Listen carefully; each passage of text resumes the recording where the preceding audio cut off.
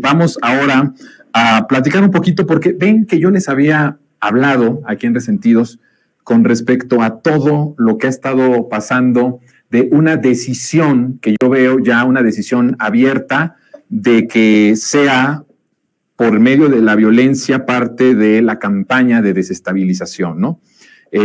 A mí me parece que la violencia contra periodistas, activistas, es un plan de desestabilización ya en marcha. Hay algunos ejemplos bastante importantes que yo veo. Nada más, por ejemplo, voy a citar algunos ejemplos. En Chiapas, una nota de Aristegui Noticias de hoy: Chiapas entre la violencia criminal y la complicidad del Estado. Solo es como una de esas, ¿no? Bueno, esta cuestión de que supuestamente asaltaron la casa de Calderón y que no se llevaron nada, ¿no? Pero hay otra que me parece bien interesante, fíjense. Y esto se dio el fin de semana.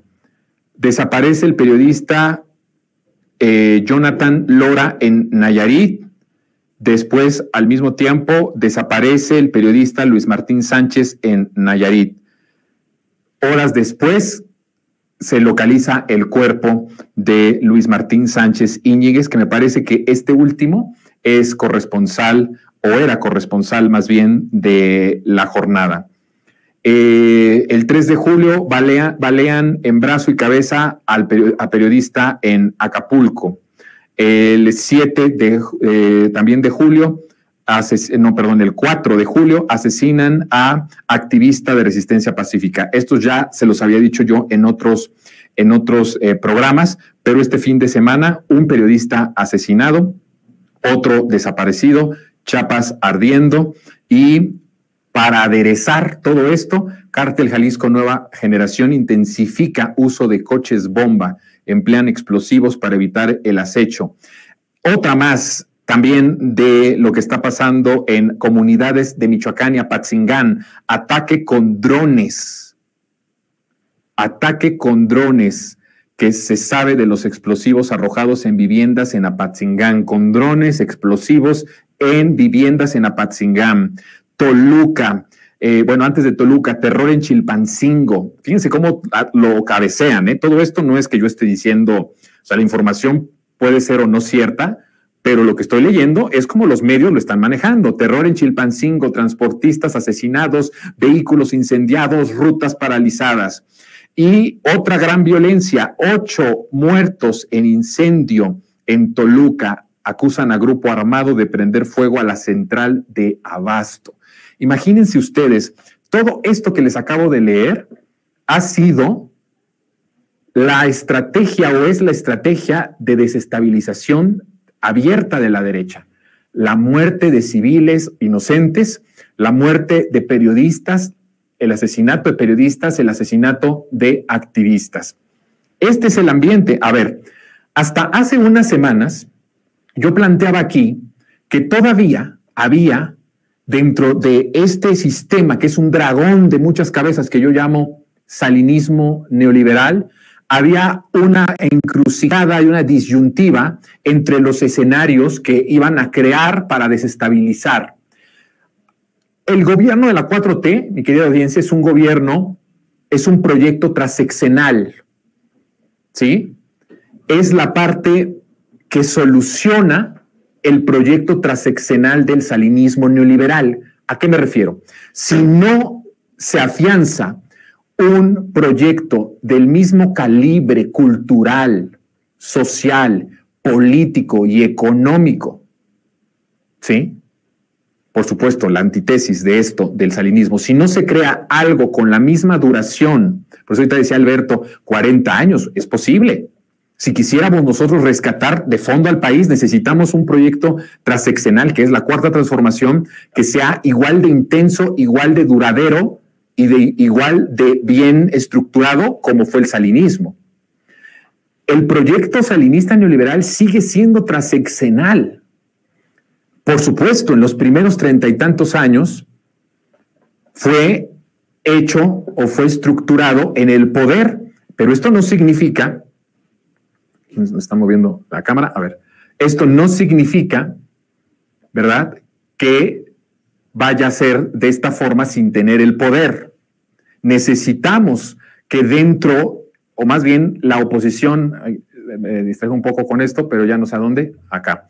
Bueno, necesitamos que, o más bien la oposición necesita que su proyecto siga siendo transeccional, pero ahora ya desde la oposición o desde no el Poder Ejecutivo Federal. Entonces, nosotros estamos pensando en todos estos escenarios como pensando en la inmediatez de la elección de 2024. Sin embargo, recuerden, su proyecto sigue siendo transeccional. Ahora desde otro ámbito, ahora sin el Poder Ejecutivo Federal, pero sigue siendo transeccional. Es decir, toda esta acechanza del crimen organizado va a continuar o va a seguir para poder regresar al poder dentro de los siguientes años. Y eso creo que es verdaderamente importante, que nosotros tengamos esa visión de que no necesariamente las acciones que se están llevando a cabo es para desestabilizar o destruir este sistema de la 4T o este régimen transformador, que no sea esto solo para el 2024, sino que estemos pensando que va a ir ganando espacio en los siguientes años. La gran posibilidad que ellos tienen de que estos escenarios de violencia tengan o jueguen a favor de ellos es que el poder popular se debilite en la medida del siguiente sexenio. Ellos están calculando una fecha muy significativa. Ellos ya no están pensando en 2024, están pensando en 2030. Ellos están calculando que en 2030 va a haber un debilitamiento del sistema que se está empezando a crear, que todavía no está institucionalizado del todo, que eso es un gran tema. La 4T sigue dependiendo en estos momentos de personajes. Por eso es tan importante el que muchos están muy metidos en quién va a ser el sucesor de López Obrador. En parte, esta postura tiene una justificación en el hecho de que la 4T todavía, como el presidente lo ha dicho, que es un elefante reumático, todavía no está creado para el bienestar, todavía no es un sistema que esté caminando hacia la transformación. Los personajes, las personas, en este caso el presidente López Obrador ha tenido que ir jalando al elefante reumático hacia la dirección correcta, porque la estructura de poder, la estructura económica estaba hecho para privilegiar a 30 familias y desproteger y fregarse al grueso de la mayoría de la población. Entonces ellos calculan que la 4T va a tener una duración corta. Pueden ser 2 sexenios, 3 sexenios. Ellos piensan que incluso podrían ser solo 2 sexenios, porque saben que la 4T puede tener esta extensión de duración y de profundidad para bien del pueblo, como lo fue el salinismo neoliberal, para mal del pueblo, pero para bien de la oligarquía y para bien de todos los que pertenecen a ese régimen que fue derrotado en 2018. Entonces, no veamos estos escenarios violentos, o sea, solo con leérselos, así uno tras otro, estamos viendo la construcción de escenarios, pero no lo veamos en la inmediatez o en la coyuntura de 2024, sino pensemos en 2030 o a mitad del siguiente sexenio, cuando hay incluso la posibilidad de la revocación del mandato. Estemos muy atentos a que ya en su mente ya no está tanto 2024, sino 2027 y 2030. Y estos escenarios que se están creando van a ir creciendo a la medida que ellos vayan viendo que hay un debilitamiento del apoyo popular a la transformación. Lo que ellos no quieren ya ni siquiera es que gane cualquiera de las corcholatas en 2024.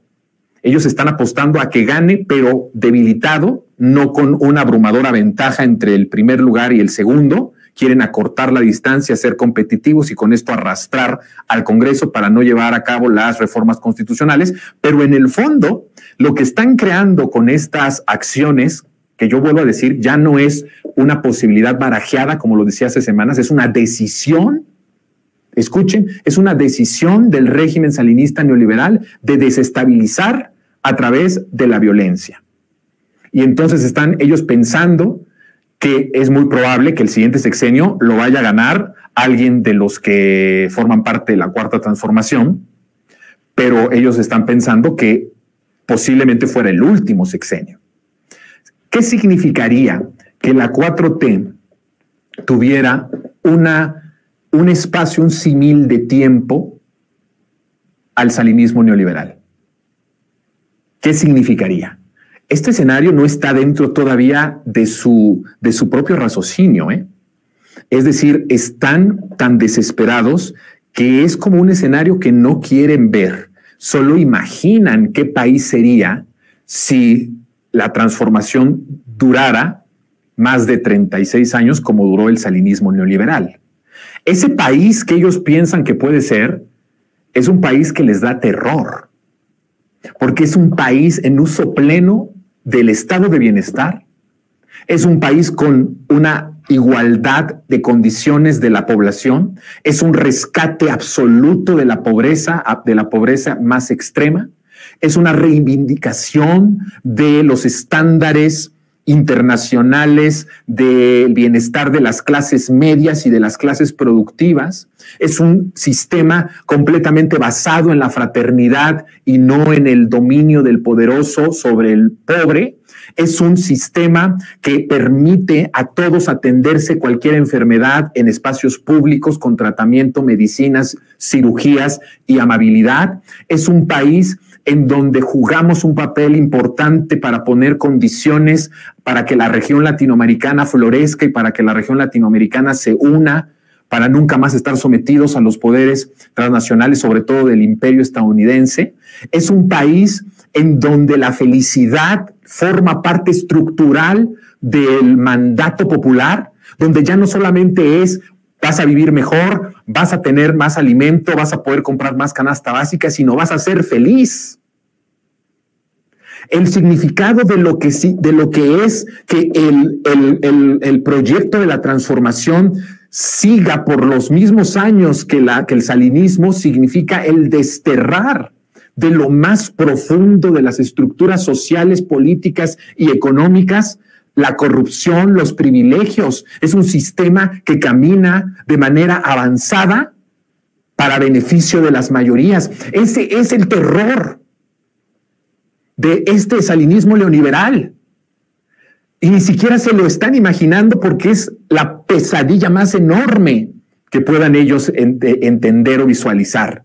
Si cuando ganó López Obrador no lo querían dejar por lo que representaba, pero no solo por eso, sino por lo que iba a inaugurar en el país, un país consciente, politizado, un país convencido de que él es el poder popular, de que de él emana la fuerza transformadora.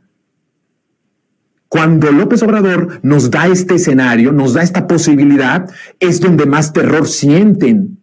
Y entonces dicen, si ya padecimos 6 años de 5, van a ser 6 el próximo año, si ya padecimos este sexenio de López Obrador, lo que va a venir, lo que él abrió, lo que él puso de bases para la transformación, va a ser algo en un escenario que ni siquiera vemos, que ni siquiera entendemos y que nos da pavor siquiera vislumbrarlo a la distancia, porque ya lo que ellos están viendo les causa terror, porque ya no van a poder seguir violando al país.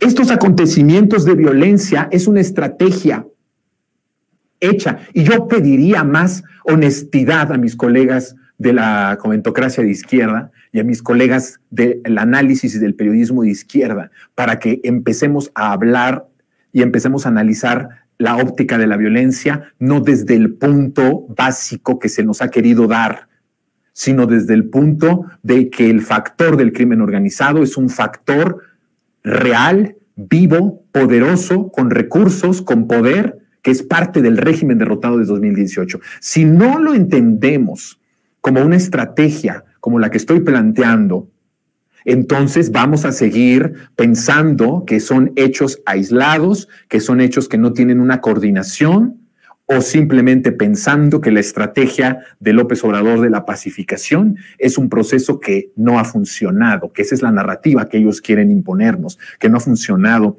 la estrategia de pacificación de López Obrador, cuando por supuesto que ha funcionado y por supuesto que ha calado en lo más profundo de esta cabeza del régimen salinista neoliberal que es el crimen organizado. Está jugando ya abiertamente un papel de desestabilización y el tiempo se me termina, pero lo que yo quiero decir es, lo que vamos a seguir viendo puede ser se va a seguir intensificando esta estrategia de desapariciones que después van a ser, yo se los dije, desapariciones que después aparezcan ya los cuerpos con violencia extrema a periodistas, a luchadores sociales, a activistas. Y con esto, que mañana vamos a hablar sobre, ¿se está preparando un magnicidio en México? ¿Están queriendo un magnicidio en nuestro país para darle el punto más fuerte de desestabilización? Todos estos escenarios son posibles porque todos estos escenarios son capaces de realizarlo, porque paradójicamente, y con esto termino, todos estos escenarios en algún momento de la historia de nuestro país las han llevado a cabo y las siguen llevando a cabo. No perdamos de vista este proceso de desestabilización. ¿Qué tanto va a afectar a la transformación? Eso lo veremos. Por eso necesitamos seguir cerrando filas. Por eso necesitamos seguir estando en la misma línea de la defensa, de la transformación y de profundizar, porque este proyecto es el único que es transeccional y es el único que puede salvar al país y rescatarlo de los 36 años de salinismo neoliberal. Pues el tiempo se nos terminó, que es enemigo de siempre de Resentidos y de este programa, pero yo les agradezco rápidamente, saludos a los que están allí, gracias a todos, Diego, María, José, Connie, todos los que están ahí comentando, gracias, los leo con mucha atención, con mucho gusto, José Nieto, por supuesto, vamos a seguir hablando de esto, mañana va a estar muy interesante, no se lo pueden perder. Por mi parte, pues ya se nos acabó el tiempo, los espero mañana en punto de las 3 de la tarde, mi nombre es Jonathan Pérez, cuídese mucho. Aquí nos vemos.